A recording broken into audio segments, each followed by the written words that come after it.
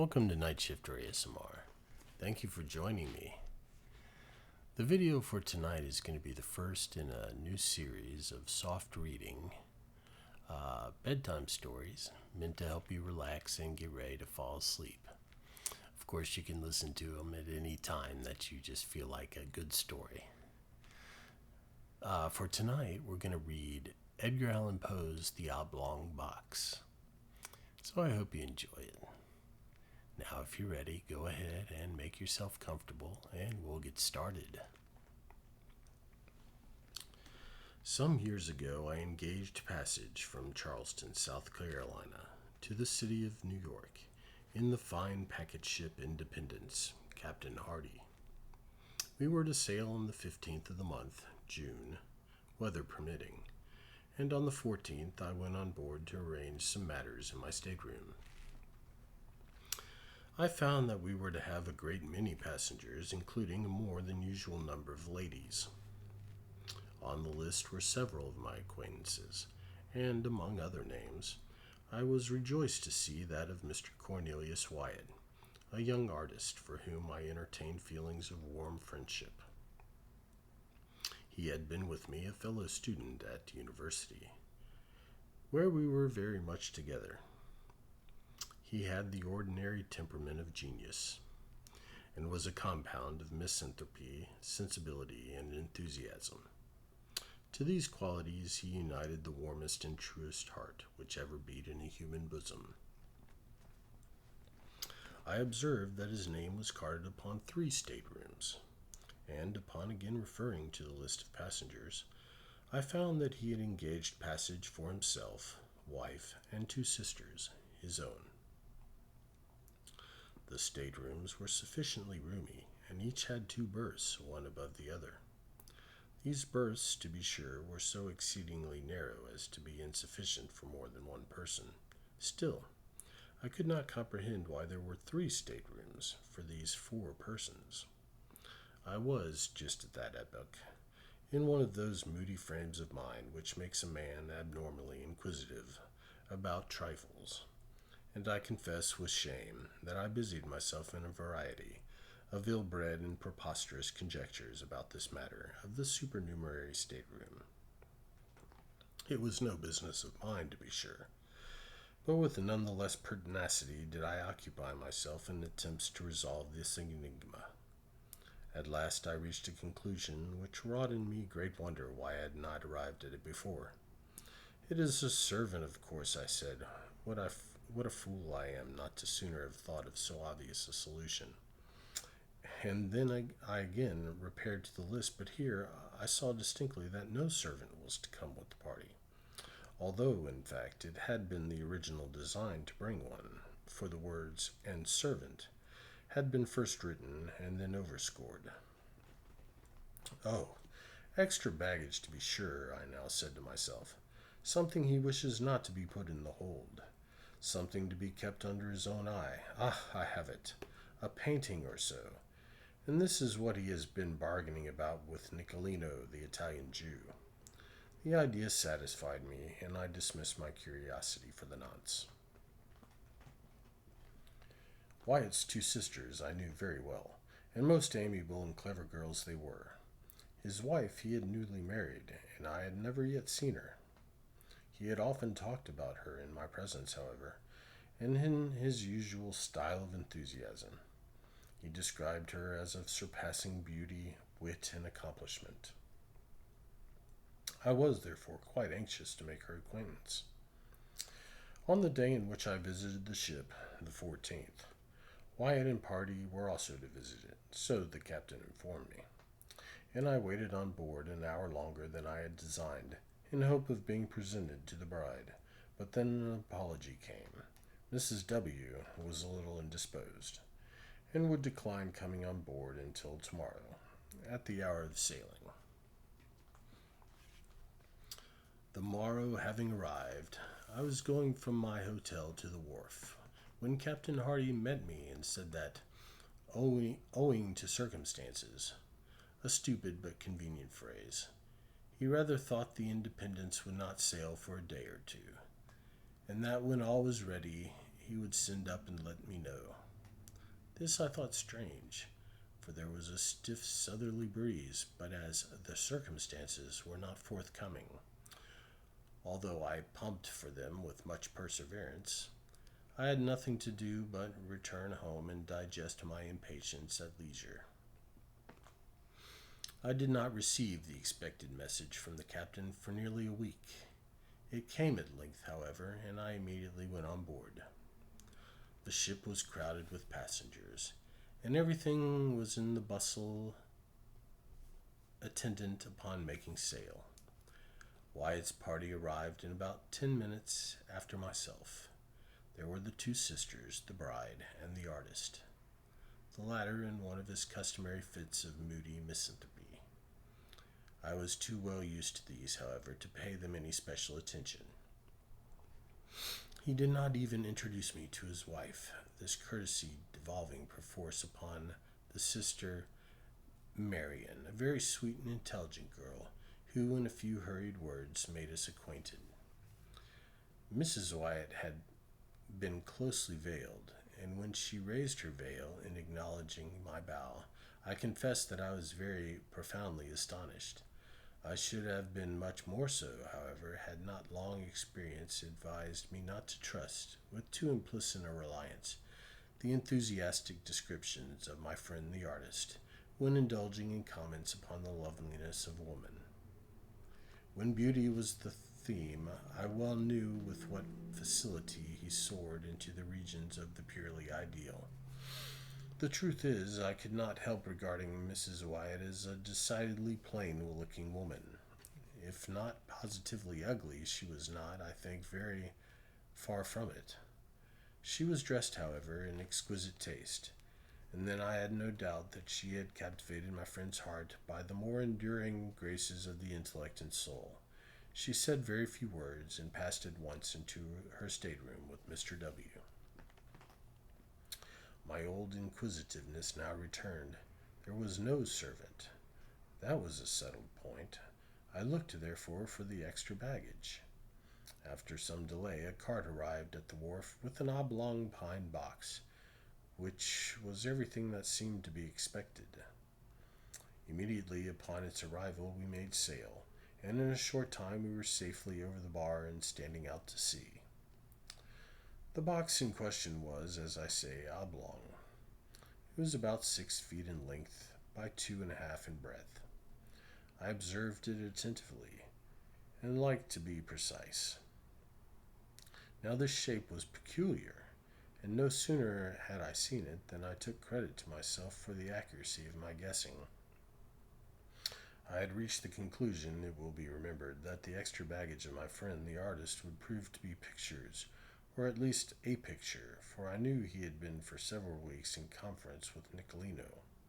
And now here was a box which, from its shape, could possibly contain nothing in the world but a copy of Leonardo's Last Supper, and a copy of this very Last Supper done by Reuben the Younger at Florence I had known for some time to be in the possession of Nicolino.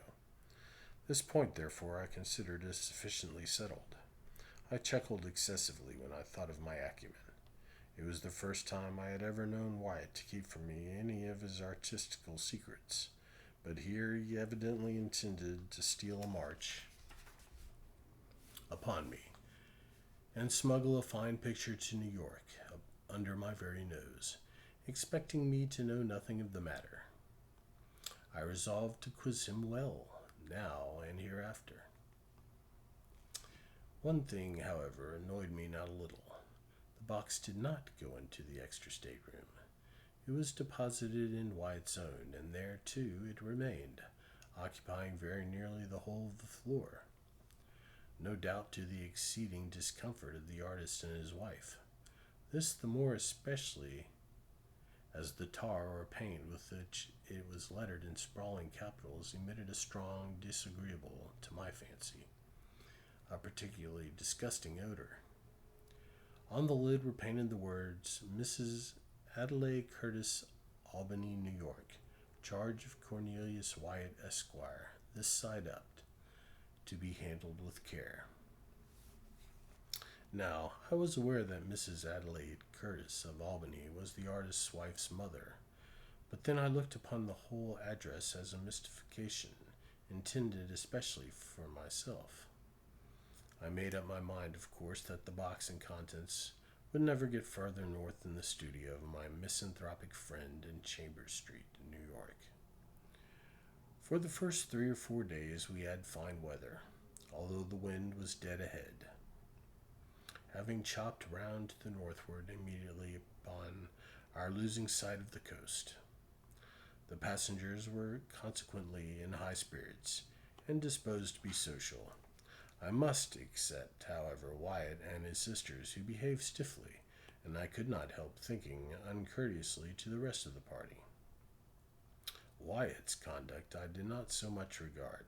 He was gloomy, even beyond his usual habit, in fact. He was morose, but in him I was prepared for eccentricity. For the sisters, however, I could make no excuse. They secluded themselves in their staterooms during the greater part of the passage, and absolutely refused, although I repeatedly urged them, to hold communication with any person on board. Mrs. Wyatt herself was far more agreeable. That is to say, she was chatty, and to be chatty is no slight recommendation at sea. She became excessively intimate with most of the ladies, and to my profound astonishment, evinced no equivocal disposition to conquer with the men. She amused us all very much. I say amused, and scarcely know how to explain myself. The truth is, I soon found that Mrs. W. was far oftener laughed at than with. The gentlemen said little about her, but the ladies, in a little while, pronounced her a good-hearted thing, rather indifferent-looking, totally undereducated, and decidedly vulgar. The great wonder was how Wyatt had been entrapped into such a match. Wealth was the general solution, but this I knew to be no solution at all, for Wyatt had told me that she neither brought him $1, nor had any expectations from any source whatsoever. He had married, he said, for love, and for love only, and his bride was far more than worthy of his love. When I thought of these expressions on the part of my friend, I confess that I felt indescribably puzzled. Could it be possible that he was taking leave of his senses?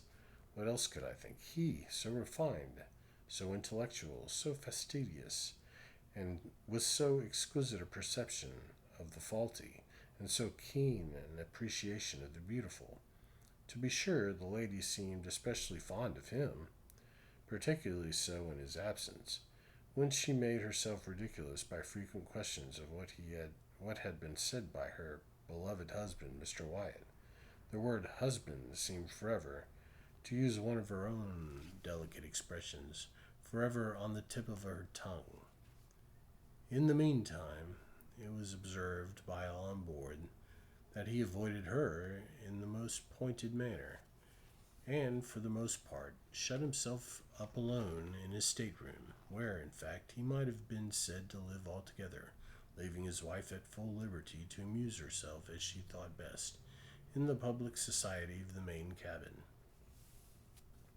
My conclusion from what I saw and heard was that the artist, by some unaccountable freak of fate, or perhaps in some fit of enthusiastic and fanciful passion, had been induced to unite himself with a person altogether beneath him, and that the natural result, entire or speedy disgust, had ensued.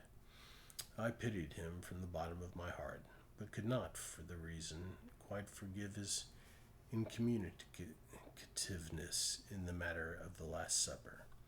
For this I resolved to have my revenge. One day he came upon deck, and taking his arm, as had been my wont, I sauntered with him backwards and forwards. His gloom, however, which I considered quite natural under the circumstances, seemed entirely unabated. He said little, and that moodily, and with evident effort. I ventured a jest or two, and he made a sickening attempt at a smile. Poor fellow! As I thought of his wife, I wondered that he could have heart to put on even the semblance of mirth.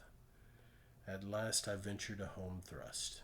I determined to commence a series of covert insinuations or innuendos about the Oblong Box, just to let him perceive gradually that I was not altogether the butt or victim of his little bit of pleasant mystification. My first observation was by way of opening a masked battery. I said something about the peculiar shape of that box, and as I spoke the words I smiled knowingly, winked, and touched him gently with my forefinger in the ribs. The manner in which Wyatt received this harmless pleasantry convinced me at once that he was mad. At first he stared at me, as if he found it impossible to comprehend the witticism of my remark, but as its point seemed slowly to make its way into his brain, his eyes, in the same proportion, seemed protruding from their sockets. Then he grew very red, then hideously pale, then, as if highly amused at what I had insinuated, he began a loud and boisterous laugh, which, to my astonishment, he kept up, with gradually increasing vigor, for 10 minutes or more. In conclusion, he fell flat and heavily upon the deck.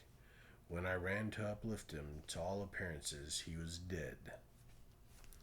I called assistance, and with much difficulty we brought him to himself. Upon reviving, he spoke incoherently for some time. At length we bled him and put him to bed. The next morning he was quite recovered so far as regarded his mere bodily health. Of his mind I say nothing, of course. I avoided him during the rest of the passage, by advice of the captain, who seemed to coincide with me altogether in my views of his insanity, but cautioned me to say nothing on this head to any person on board. Several circumstances occurred immediately after this fit of Wyatt's, which contributed to heighten the curiosity with which I was already possessed. Among other things, this: I had been nervous, drank too much strong green tea, and slept ill at night. In fact, for 2 nights I could not be properly said to sleep at all. Now, my stateroom opened into the main cabin or dining room, as did those of all the single men on board. Wyatt's 3 rooms were in the after cabin, which was separated from the main one by a slight sliding door, never locked even at night. As we were almost constantly on a wind and the breeze was not a little stiff, the ship heeled to leeward very considerably, and whenever her starboard side was to leeward, the sliding door between the cabins slid open and so remained, nobody taking the trouble to get up and shut it. But my berth was in such a position that when my own stateroom door was open, as well as the sliding door in question, and my own door was always open on account of the heat, I could see into the after cabin quite distinctly, and just at that portion of it, too, where were situated the staterooms of Mr. Wyatt. Well, during 2 nights, not consecutive, while I lay awake, I clearly saw Mrs. W., about 11 o'clock each night, steal cautiously from the stateroom of Mr. W. and enter the extra room, where she remained until daybreak, when she was called by her husband and went back. That they were virtually separated was clear. They had separate apartments, no doubt in contemplation of a more permanent divorce, and here, after all, I thought, was the mystery of the extra stateroom. There was another circumstance, too, which interested me much. During the 2 wakeful nights in question, and immediately after the disappearance of Mrs. Wyatt into the extra stateroom, I was attracted by certain singular, cautious, subdued noises in that of her husband. After listening to them for some time with thoughtful attention, I at length succeeded perfectly in translating their import. They were sounds occasioned by the artist in prying open the oblong box, by means of a chisel and mallet, the latter being apparently muffled or deadened by some soft woolen or cotton substance in which its head was enveloped. In this manner I fancied I could distinguish the precise moment when he fairly disengaged the lid, also that I could determine when he removed it altogether, and when he deposited it upon the lower berth in his room. This latter point I knew, for example, by certain slight taps which the lid made in striking against the wooden edges of the berth, as he endeavored to lay it down very gently, there being no room for it on the floor.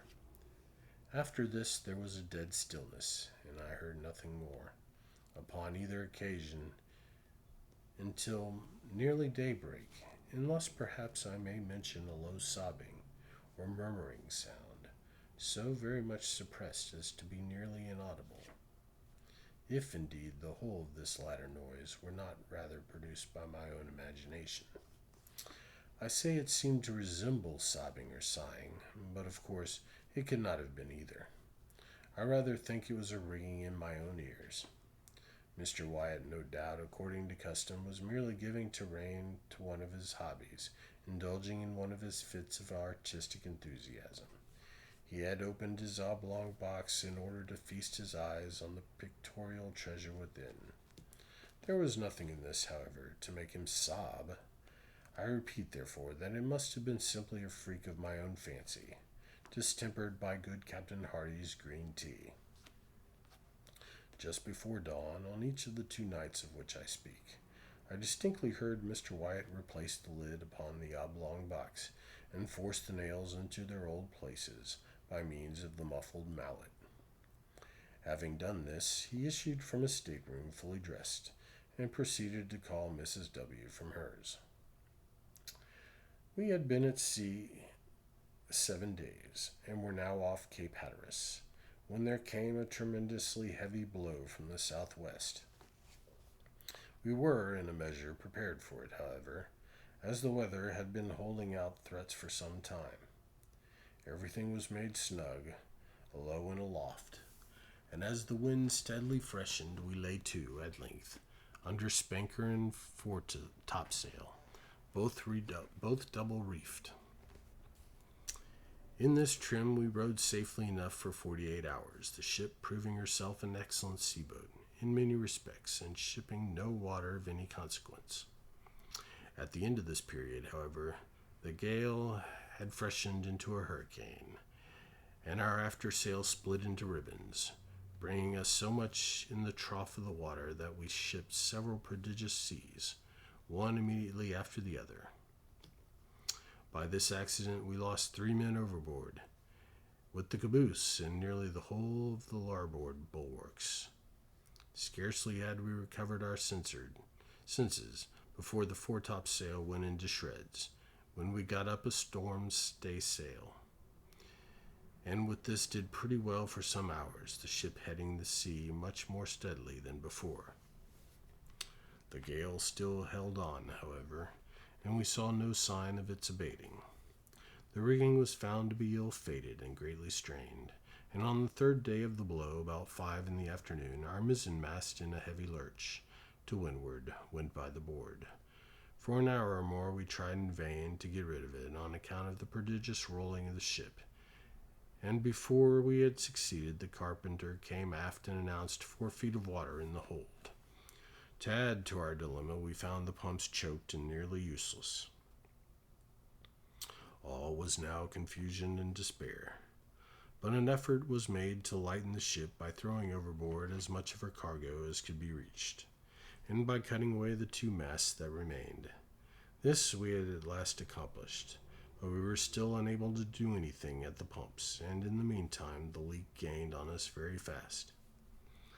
At sundown the gale had sensibly diminished in violence, and as the sea went down with it, we still entertained faint hopes of saving ourselves in the boats. At 8 p.m. the clouds broke away to the windward, and we had the advantage of a full moon, a piece of good fortune which served wonderfully to cheer our drooping spirits. After incredible labor, we succeeded at length in getting the longboat over the side without material accident, and into this we crowded the whole of the crew and most of the passengers. This party made off immediately, and after undergoing much suffering, finally arrived in safety at Ocracoke Inlet on the 3rd day after the wreck. 14 passengers, with the captain, remained on board, and resolving to trust their fortunes to the jolly boat at the stern, we lowered it without difficulty. although it was only by a miracle that we prevented it from swamping as it touched the water. It contained, when afloat, the captain and his wife, Mr. Wyatt and party, a Mexican officer, wife, 4 children, and myself, with a Negro valet. We had no room, of course, for anything except a few positively necessary instruments, some provision, and the clothes upon our backs. No one had thought of even attempting to save anything more. What must have been the astonishment of all of them when, having proceeded a few fathoms from the ship, Mr. Wyatt stood up in the stern sheets and coolly demanded of Captain Hardy that the boat should be put back for the purpose of taking in his oblong box. "Sit down, Mr. Wyatt," replied the captain somewhat sternly. "You will capsize us if you do not sit quite still. Our gunwale is almost in the water now." "The box," vociferated Mr. Wyatt, still standing. "The box, I say. Captain Hardy, you will not refuse me. Its weight will be but a trifle. It is nothing, merely nothing. By the mother who bore you, for the love of heaven, by your hope of salvation, I implore you to put back for the box." The captain, for a moment, seemed touched by the earnest appeal of the artist, but he regained his stern composure and merely said, "Mr. Wyatt, you are mad. I cannot listen to you. Sit down, I say, or you will swamp the boat. Stay, hold him, seize him. He's about to spring overboard. There, I knew it. He is over." As the captain said that, Mr. Wyatt in fact sprang from the boat, and as we were in the lee of the wreck, succeeded by almost superhuman exertion in getting hold of a rope which hung from the forechains. In another moment he was on board and rushing frantically down into the cabin. In the meantime, we had been swept astern of the ship, and being quite out of her lee, we were at the mercy of the tremendous sea, which was still running. We made a determined effort to put back, but our little boat was like a feather in the breath of a tempest. We saw at glance the doom of the unfortunate artist was sealed. As our distance from the wreck rapidly increased, the madman, for such only could we regard him, was seen to emerge from the companionway, up which, by dint of a strength that appeared gigantic, he dragged bodily the oblong box. While we gazed in the extremity of astonishment, he passed rapidly several turns of 3-inch rope, first round the box and then round his body. In another instant, both body and box were in the sea, disappearing suddenly, at once, and forever. We lingered a while sadly upon our oars, with our eyes riveted upon the spot. At length we pulled away. The silence remained unbroken for an hour. Finally, I hazarded a remark. "Did you observe, Captain, how suddenly they sank? Was not that an exceedingly singular thing?" I confess that I entertained some feeble hope of his final deliverance, when I saw him lash himself to the box and commit himself to the sea. "They sank as a matter of course," replied the captain, "and that like a shot. They will soon rise again, however, but not till the salt melts." "The salt!" I ejaculated. "Hush," said the captain, pointing to the wife and sisters of the deceased. "We must talk of these things at some more appropriate time." We suffered much, and made a narrow escape, but fortune befriended us, as well as our mates in the longboat. We landed, in fine, more dead than alive, after 4 days of intense distress, upon the beach opposite Roanoke Island. We remained here a week, were not ill-treated by the wreckers, and at length obtained a passage to New York. About a month after the loss of the Independence, I happened to meet Captain Hardy in Broadway.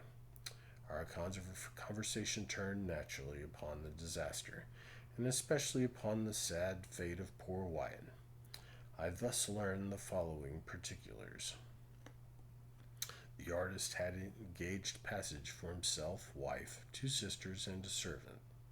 His wife was, indeed, as she had been represented, a most lovely and most accomplished woman. On the morning of the 14th of June, the day in which I first visited the ship, the lady suddenly sickened and died. The young husband was frantic with grief, but circumstances imperatively forbade the deferring of his voyage to New York. It was necessary to take to her mother the corpse of his adored wife, and on the other hand, the universal prejudice which would prevent his doing so openly was well known. 9/10 of the passengers would have abandoned the ship rather than take passage with a dead body. In this dilemma, Captain Hardy arranged that the corpse, being first partially embalmed and packed, with a large quantity of salt in a box of suitable dimensions, should be conveyed on board as merchandise.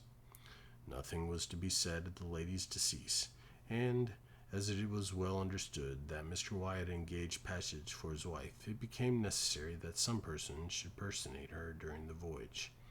This the deceased lady's maid was easily prevailed on to do. The extra stateroom, originally engaged for this girl during his mistress's life, was now merely retained. In this stateroom the pseudo-wife slept, of course, every night. In the daytime she performed, to the best of her ability, the part of her mistress, whose person it had been carefully ascertained was unknown to any of the passengers on board. My own mistake arose, naturally enough, through too careless, too inquisitive, and too impulsive a temperament. But of late it is a rare thing that I sleep soundly at night. There is a countenance which haunts me, turn as I will. There is a hysterical laugh which will forever ring within my ears. And there you go. I hope you enjoyed it. Edgar Allan Poe's The Oblong Box. I'll be back again, and we'll continue this new section of bedtime stories. And I will see you again soon. Thank you so much for joining me. Have a great night and sleep well.